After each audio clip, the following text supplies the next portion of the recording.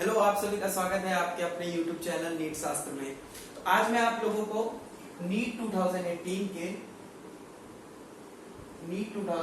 के 5 most important questions का solution कराऊंगा केमिस्ट्री में। ठीक है, देखिए जो 2018 का नीट था उसका पेपर जो था वो मीडियम लेवल का पेपर था। उसमें कई सारे क्वेश्चन ऐसे थे जो कि बहुत अच्छे थे और बहुत ही ज्यादा प्रोबेबिलिटी इस चीज की कि उस क्वेश्चन को रिपीट किया जाए फिर से आगे किसी एग्जाम में, क्योंकि वो जो क्वेश्चंस थे दोस्तों, कुछ क्वेश्चंस उसमें ऐसे थे जिनका स्टैंडर्ड जो था वो बहुत अच्छा था। उन 5 क्वेश्चंस की मैं बात करूंगा आज जो कि मोस्ट प्रोबेबली एग्जाम में आ सकते हैं। तो चलिए सबसे पहला क्वेश्चन मैं आप लोगों को बताता हूं। ये क्वेश्चन है a mixture of 2.3 gram formic acid, 2.3 gram formic acid और 4.5 ग्राम ऑक्सैलिक एसिड। ठीक है, 4.5 ग्राम ऑक्सैलिक एसिड इनको ट्रीट किया जाता है H2SO4 से। ठीक है, उसके बाद वहां से जो गैस इवॉल्व होती है उस गैस को KOH पैलेट्स पे के थ्रू पास किया जाता है और पूछा जाता है कि जो रिमेनिंग प्रोडक्ट होगा उसका STP पे उसका वेट बताइए। ग्राम्स में उसका वेट पूछा गया है। ठीक है, तो सबसे पहली चीज ये जो क्वेश्चन है वो इतना इजी, जितना इजी लग रहा है उतना इजी है नहीं, क्योंकि इस क्वेश्चंस में आपको 2-3 तरीके की कॉन्सेप्ट को अप्लाई करना होगा। तो सबसे पहली चीज हमको देखना है कि एसिड, यहाँ पे H2SO4 का जिक्र है। H2SO4 का क्या काम होगा? ठीक है, सबसे पहले मैं आपको ये बताता हूं दोस्तों। तो जो H2SO4 होता है वो डिहाइड्रेटिंग एजेंट की तरह इस्तेमाल किया जाता है। यानी कि अगर हम किसी भी केमिकल में, किसी भी केमिकल स्पीशीज में अगर हम उसे डालते हैं तो वहां से ये वाटर का इवोल्यूशन करवाता है। ठीक है, तो देखना होगा यहाँ पे, बस हमको ये देखना होगा कि फॉर्मिक एसिड है और ऑक्सैलिक एसिड है। इसमें जब हम H2SO4 को डालते हैं तो जो गैसेस इवॉल्व होती हैं वो कौन सी होती हैं। ठीक है, तो और दूसरा इसका जो पॉइंट है दोस्तों, जो आप लोगों ने देखा कि इसको KOH के पैलेट से पास कराया जा रहा है। तो ये KOH पैलेट्स की एक मैं आपको खास बात बता रहा हूं कि जो KOH होता है दोस्तों वो कार्बन डाइऑक्साइड को अपने ऊपर एब्जॉर्ब कराता है। ठीक है, तो देखिए यहां पे 2 तरीके की रिएक्शन होगी। सबसे पहले मैं बात करता हूं फॉर्मिक एसिड की।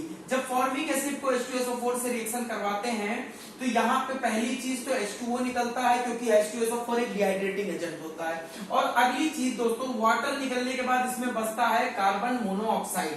ठीक है, अब देखिए 2.3 ग्राम ऑफ फॉर्मिक एसिड लिया गया था, तो 2.3 ग्राम फॉर्मिक एसिड था और इसका जो मॉलिक्यूलर वेट होता है 46।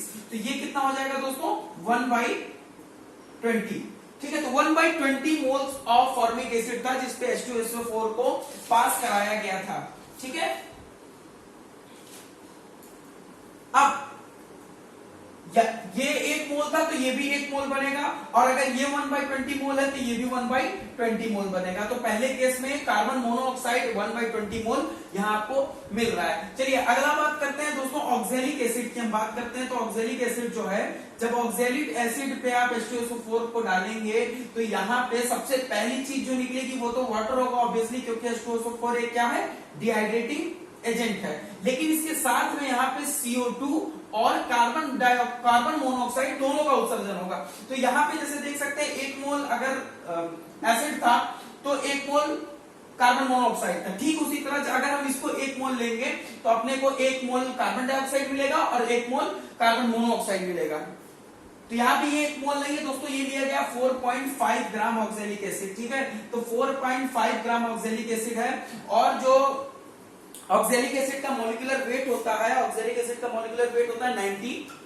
ठीक है, तो ये कितना हो जाएगा? ये भी हो जाएगा 1/20। तो अगर ये 1/20 मोल ये है तो ये भी कितना हो जाएगा? 1/20 मोल, और ये भी कितना हो जाएगा? 1/20 मोल। तो देखिए इस ओवरऑल जो ये मिक्सचर था इसमें 1/20 मोल क्या निकल रहा है? कार्बन डाइऑक्साइड, और 1/20 प्लस 1/20 मोल क्या निकल रहा है? Carbon monoxide. और इसको पास किससे कराया जा रहा है? KOH के पैलेट से पास कराया जा रहा है। यानी कि ये जो कार्बन डाइऑक्साइड है दोस्तों, ये पूरी तरीके से इस कार्बन पोटेशियम हाइड्रोक्साइड के पैलेट पे एब्जॉर्ब हो जाएगा। बचेगा क्या चीज? सिर्फ कार्बन मोनोऑक्साइड बचेगा।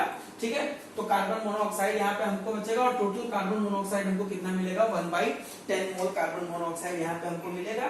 ठीक है, अब ये तो इतने मोल्स कार्बन मोनोऑक्साइड हमको मिल रहा है, लेकिन हमको इसको ग्राम में इसका आंसर देना है। तो 1/10 को हम मल्टीप्लाई कर देंगे दोस्तों 28 से इंटू 28 और ये हमारा आंसर आ जाएगा। ठीक है, चलिए आगे देखते हैं। अगला क्वेश्चन है कि हाँ, ये क्वेश्चन है दोस्तों, इसमें बोला गया है कि compound A is treated with sodium. ये ऑर्गेनिक केमिस्ट्री का क्वेश्चन है, ये भी बहुत अच्छा क्वेश्चन है। ये मेनली बेस्ड है न्यूक्लियोफिलिक सब्स्टिट्यूशन रिएक्शन पे। इस क्वेश्चन में बोला गया है कि compound A is treated with sodium. Compound A को सोडियम के साथ ट्रीट करते हैं तो हमको क्या मिलता है, गिव्स बी। ठीक है, और जब इसी कंपाउंड ए को हम PCl5 के साथ ट्रीट करते हैं तो हमको क्या मिलता है, C। ठीक है, और जब B और C आपस में रिएक्ट करते हैं तो हमको क्या मिलता है, डाई इथाइल ईथर। ठीक है, तो देखिए अब इसमें आपको बताना है A और ABC क्या है। तो सबसे पहली चीज देखिए, B और C आपस में रिएक्ट कर रहे हैं तो हमको क्या मिल रहा है, डाई इथाइल ईथर। तो ईथर का जो फॉर्मेशन होता है वो NSR के थ्रू होता है, जिसमें अल्कोहल की रिएक्टिविटी थोड़ी सी स्लो होती है और अल्कोक्साइड की रिएक्टिविटी ज्यादा होती है, क्योंकि उसकी न्यूक्लियोफिलिक पावर जो होती है वो ज्यादा होती है। तो या तो अल्कोहल और अल्काइल हैलाइड का रिएक्शन हो, या तो अल्कोक्साइड का और अल्काइल हैलाइड का रिएक्शन हो। ठीक है, तो यहां पे सोडियम के साथ रिएक्शन ए का जब कराया जा रहा है तो दोस्तों अल्कोक्साइड किससे बनता है, अल्कोक्साइड बनता है जब हम अल्कोहल की रिएक्शन सोडियम से किसी मेटल से कराते हैं।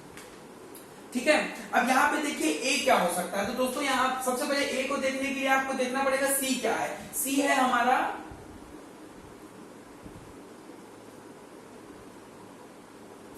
Diethyl ether. ठीक है, ये हमारा सी है। तो इसमें एक पार्ट हो जाएगा दोस्तों एल्कोक्साइड आयन का और एक पार्ट हो जाएगा एल्काइल हैलाइड का।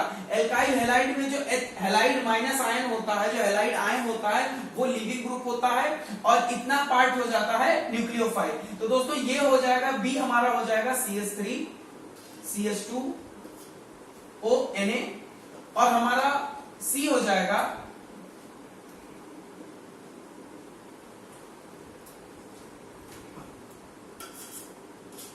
Cl। अब क्यों Cl? क्योंकि दोस्तों जब हम अल्कोहल की रिएक्शन PCl5 से कराते हैं तो हमको क्या मिलता है, अल्काइल हैलाइड। ये हो जाएगा हमारा C। फिर हमारा A क्या हो जाएगा। अब देखिए जो हमारा B है, हमारा B, हाँ जो ये हमारा B है ये कैसे मिल रहा है, जब A की रिएक्शन सोडियम से करा रहे हैं। ठीक है, तो ये मतलब यानी कि ये जो O- वाला पार्ट है ये अल्कोहल का था,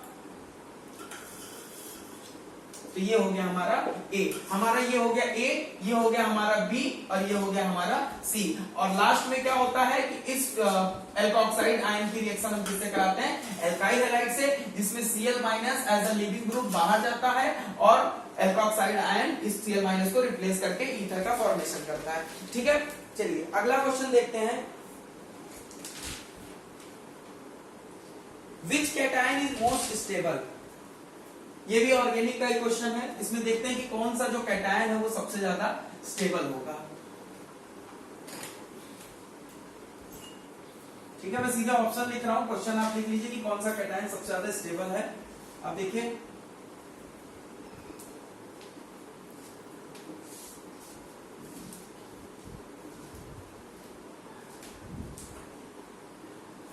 फर्स्ट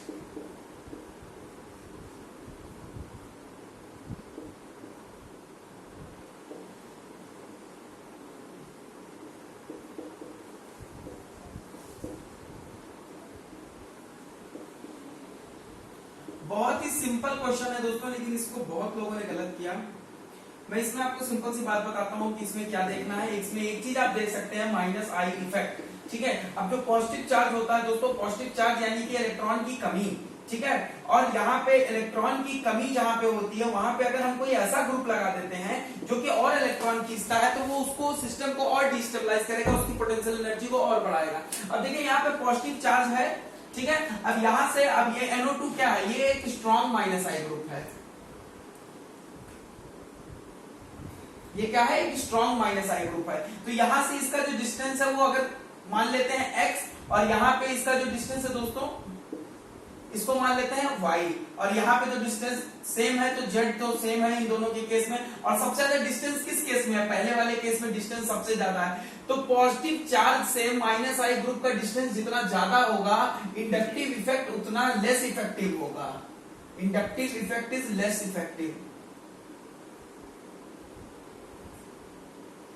तो उस पॉजिटिव चार्ज की स्टेबिलिटी उतनी ज्यादा होगी। तो इसका हो जाएगा फर्स्ट, ठीक है। अगला क्वेश्चन देखते हैं। अगला क्वेश्चन हम देखते हैं। एक क्वेश्चन है दोस्तों, क्वेश्चन में पूछा गया है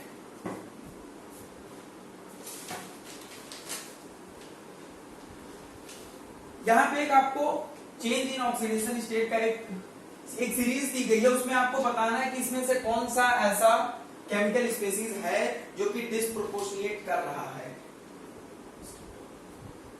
ठीक है। हाँ, डिस्प्रोपोर्शनेशन में कौन जा रहा है ये आपको बताना है। BrO4 minus 1.82, BrO3 minus 1.5 VHBr।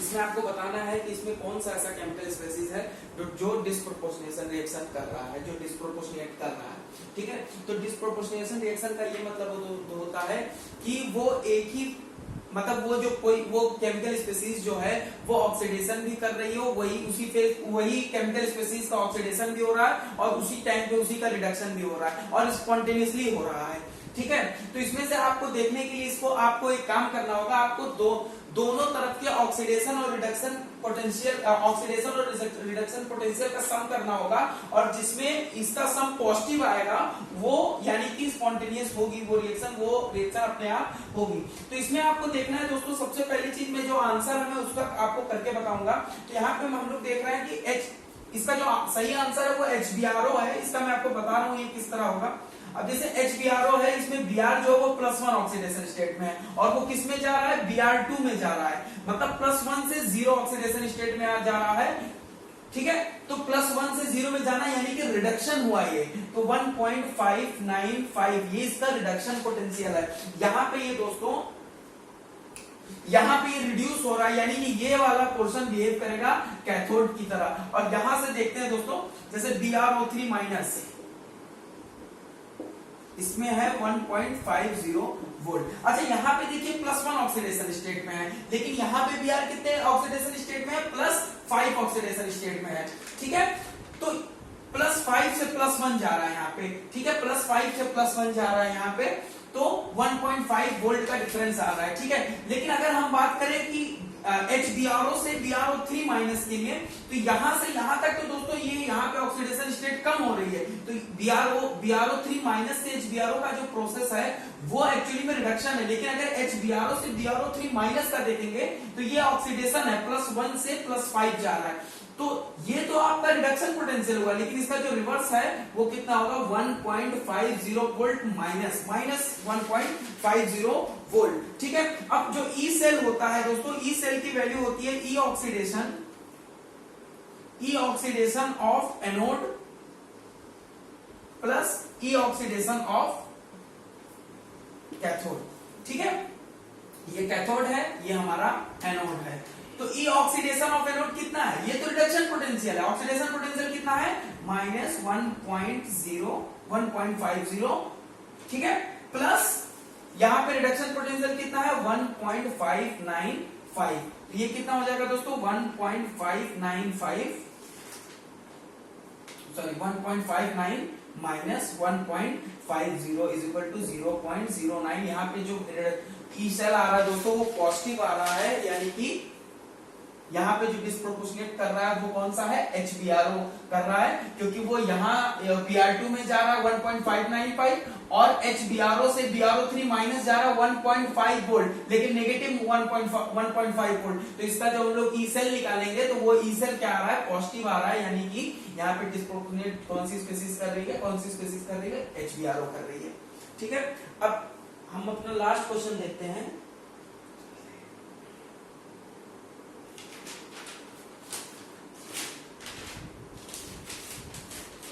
ठीक है, अब एक लास्ट क्वेश्चन देखते हैं। इसमें पूछा है कि ये आपको एक एसिड और एक बेस का सॉल्यूशन बना के दिया है। ठीक है, उसमें एसिड का कुछ कंसंट्रेशन है, बेस का कुछ कंसंट्रेशन। उसमें पूछा है आपसे कि बताओ इसमें कौन सा ऐसा सॉल्यूशन है जिसमें पीएच जो होगा वो 1 होगा। ठीक है, तो पीएच 1 होगा, यानी कि log H minus log H plus की वैल्यू कितनी आ रही है, 1 आ रही है। तो H प्लस की वैल्यू कितनी होगी दोस्तों, तो इसमें एंटी लॉग निकालने की जरूरत नहीं है कोई, ये तो सिंपल सी, अगर लॉग की वैल्यू 1 है तो जो H प्लस का कंसेंट्रेशन हो जाएगा वो कितना हो जाएगा, 10 की पावर -1। ठीक है, तो इसमें आपको सिंपली देखना है कि ऐसा कौन सा सॉल्यूशन है जिसमें एसिड की कंसंट्रेशन बेस की कंसंट्रेशन से ज्यादा है, मतलब कौन सा सॉल्यूशन है जिसमें एसिड बेस से ज्यादा है, और जब हम इन दोनों को डाल रहे हैं एसिड और बेस को, उसके बाद जो रिजल्टेंट जो हमारा सॉल्यूशन बन रहा है उसमें एसिड की कंसंट्रेशन कितनी होनी चाहिए, 10 की पावर -1 होनी चाहिए दोस्तों। तो इसमें ये जो इसका आंसर जो सही है वो 75 ml M/5 HCl plus 25 ml M/5 NaOH। ठीक है, तो सबसे पहला काम करते हैं दोस्तों, इसका इक्विवेलेंट निकाल लेते हैं। तो ये कितना हो जाएगा, 15 मिली इक्विवेलेंट HCl का और 5 मिली इक्विवेलेंट NaOH का।